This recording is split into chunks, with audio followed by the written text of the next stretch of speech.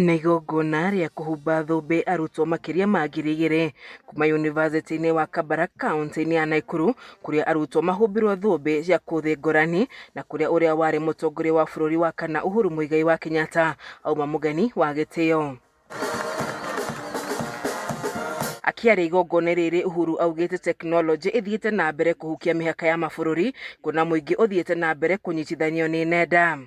Oho Uhuru akĩũria arutwo arĩa mamũkĩra thũmbĩ ciao kũhũthĩra ũũgĩ ũyũ gũteithia bũrũri wa Kenya oro hamwe na gĩtarũ kĩa Afrika kũng'ethanĩra na ũcenjia wa rĩera. Major factors, we can see KABARAK University taking a lead in showing how to conserve, use what God has given us in plenty and turn that into power and energy to power not just this university, but to power industry, to power innovation, IT, and when we look at AI especially.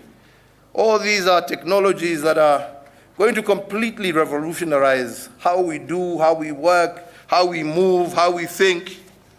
Be at the forefront, lead the way, and I'm sure that with that, your success will not be just for KABARAK University, but for Kenya and Africa as a whole. Mwena-inĩ wake chancellor wa thukuru ũyũ wa KABARAK Ndagĩtarĩ Gideon Moi akiuga thukuru ũyũ nĩ ũgũthamĩra mĩtambo-inĩ ya kũhũthĩra rĩera itheru rĩa riũa nĩguo gũthaitĩra ũcenjia wa rĩera. 2026, it gives me great pleasure to announce that we will commission the first phase at a key campus providing reliable, clean power for uninterrupted learning, discovery, and innovative impact.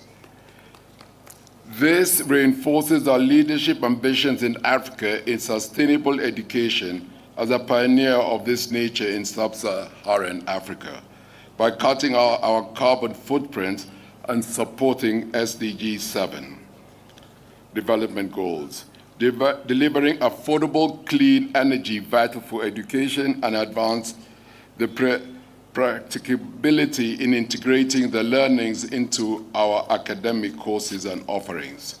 Ngĩribotera ceceni ya Kameme TV kuma kaunti-inĩ ya Nakuru, njĩtagwo Wanjeri wa Kariuki.